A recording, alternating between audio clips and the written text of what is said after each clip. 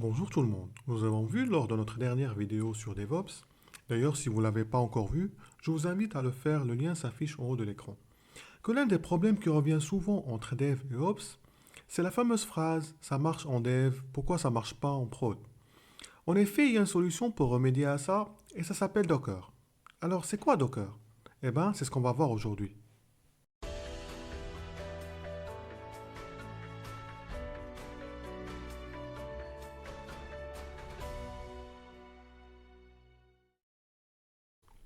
En effet, selon Wiki, Docker est un outil open source qui peut empaqueter une application et ses dépendances dans un conteneur isolé, qui pourra être exécuté sur n'importe quel serveur.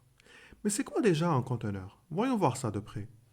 Un conteneur, c'est une boîte complètement isolée de votre système d'exploitation, une boîte dans laquelle vous allez pouvoir installer votre application et toutes les librairies dont elle a besoin pour fonctionner. Ensuite, vous pourrez distribuer cette boîte un peu partout. Grâce à cette isolation, votre application fonctionnera dans n'importe quelle machine ou système d'exploitation.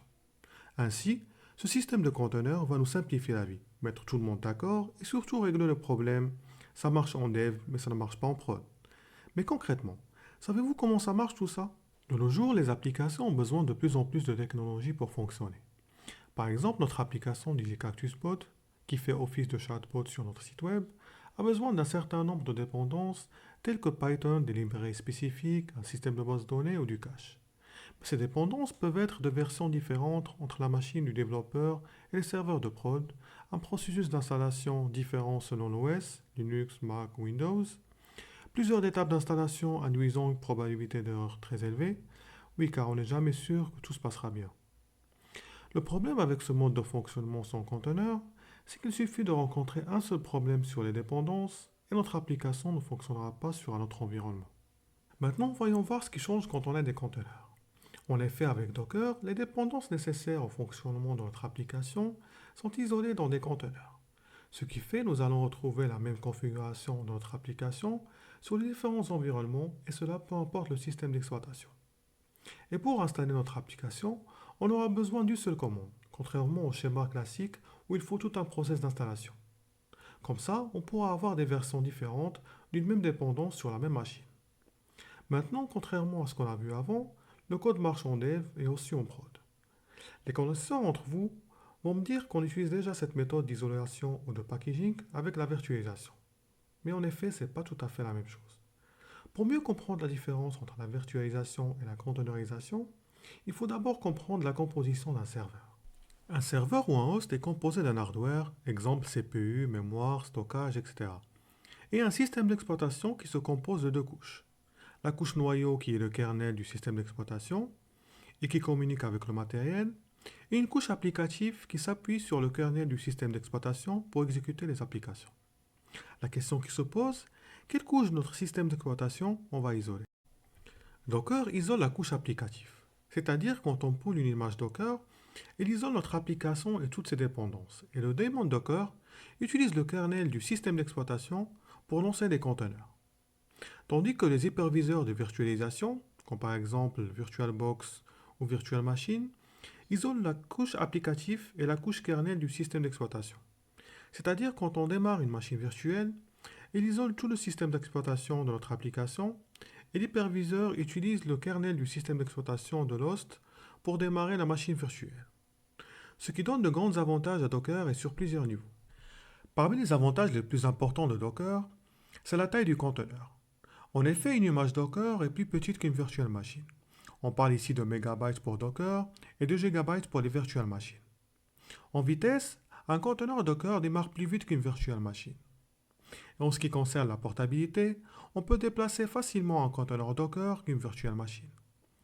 Au niveau de la scalabilité, dupliquer un conteneur est plus facile qu'une virtual machine, ce qui permet de réaliser de la scalabilité horizontale aisément. En sécurité, Docker crée des conteneurs en appliquant des règles de sécurité strictes et isole les processus. Et enfin, en flexibilité, toute application peut être transformée en conteneur. Maintenant qu'on a vu la différence entre la virtualisation et la containerisation, et les avantages de cette dernière, nous allons entrer dans le vif du sujet et parler de l'architecture du système Docker. Docker fonctionne sur une architecture client-serveur et repose sur quatre composants. Docker client, Docker serveur, Docker image, Docker conteneur et Docker registré. Nous allons maintenant détailler ces composants et expliquer comment ils interagissent. Docker client est une liste d'instructions pour faire construire des images et faire manager des conteneurs, avec des commandes comme build, pull, push ou run. Docker server communique avec le client Docker via un API et démarre le Docker daemon et le Docker registré local. En effet, le Docker daemon, c'est le processus qui s'occupe de construire des images et de manager des conteneurs, tandis que le Docker registré est le système de stockage des images Docker nommées disponibles dans des versions différentes. Ces images peuvent être stockées en local, dans un référentiel public comme Docker Hub ou privé comme Nexus, ou dans d'autres solutions. Pull and push sont les commandes pour interagir avec Docker registré. L'image Docker est un template prêt à l'emploi sous forme de fichier Dockerfile avec une liste d'instructions procédurales automatisées qui peut être stockée sur un Docker registré pour créer et démarrer le conteneur. Un conteneur Docker est une petite boîte qui contient notre application et ses dépendances et qui est exécutée par le Docker daemon sur notre machine à partir d'une image construite ou bien chargée depuis un Docker registré.